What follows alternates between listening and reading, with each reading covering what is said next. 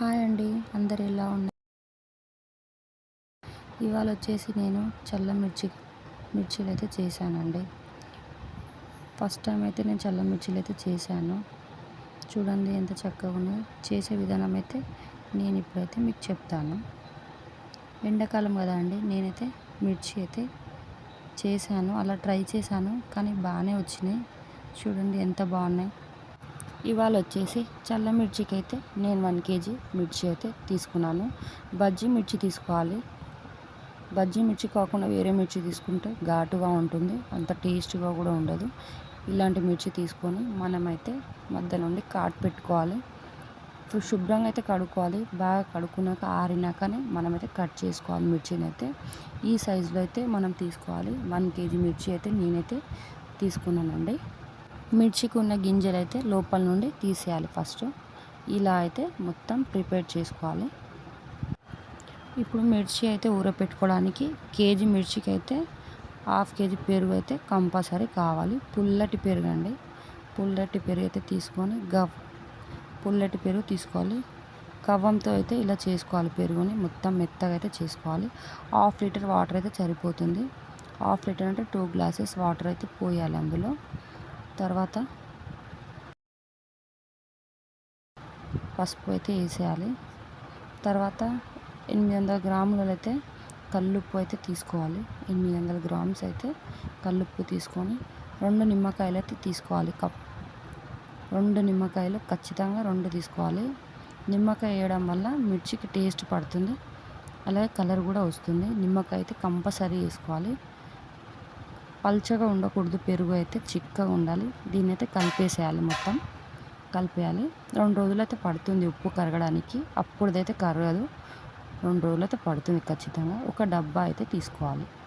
ఇప్పుడు డబ్బాలో అయితే మనమైతే కలిపి పెట్టుకున్న పెరుగు అయితే వేసేసుకోవాలి. అందులో ఈ కలర్ వచ్చే వారికి వేసేసేయాలి. ఈ కలర్లో అయితే ఉంటుంది. చిక్కగా ఉండాలి పెరుగు, పల్చగా ఉండకూడదు. ఆ తర్వాత మిర్చి అయితే కట్ చేసుకున్న మిర్చి అందులో వేసేసి మనం కలుపుకోవాలి. ఇంతే అండి, చాలా సింపుల్గా అయితే చేసేసాను. ఇందులో అయితే ఇంకేమీ వేయలేను. మిక్సీ అయితే చేసేసేయాలి. ఇలా కలిపేసి 2 రోజుల పాటు అలా వదిలేయాలి మిర్చిని అయితే. 2 రోజుల తర్వాత ఆ మిర్చిని అయితే నేను తీసాను. 2 రోజుల తర్వాత ఇలా అయింది ఆ మిర్చి అయితే. మొత్తం పెరుగు అయితే పట్టేసింది. దాన్ని అయితే కలిపేసాను నేను. మొత్తం చిక్కగా అయితే ఉంది. చిక్కగా అయితే ఉండాలి పెరుగు అనేది. ఉప్పు కూడా చూసుకోవాలి మనం సరిపోయేంత చూసి. 3వ రోజు అయితే మళ్ళీ కలిపేసాను తీసి. 3వ రోజు వచ్చేసి దాన్ని అయితే కలిపాను. 3 రోజుల వరకు అయితే అలాగే పెట్టేసి మూత తీసి చూస్తే అలా అయింది. 3వ రోజు నేనైతే ఎండకైతే ఇలా ఆరబెట్టుకోవాలండి. నేనైతే కవర్ వేసాను, కవర్ వేయకూడదు. క్లాత్ వేసి ఎండకైతే ఫస్ట్ డే అయితే నేనైతే 2 days నానబెట్టినాక ఫస్ట్ డే అయితే ఆరబెట్టాను.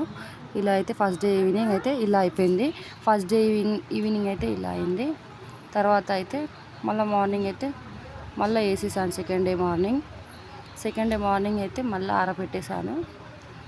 సెకండ్ డే మళ్ళీ మార్నింగ్ ఆరబెట్టేస్తే మంచిగా ఆరాలండి. అది మంచిగా ఆరిన దానికి పెరుగు అనేది మొత్తం పట్టాలి.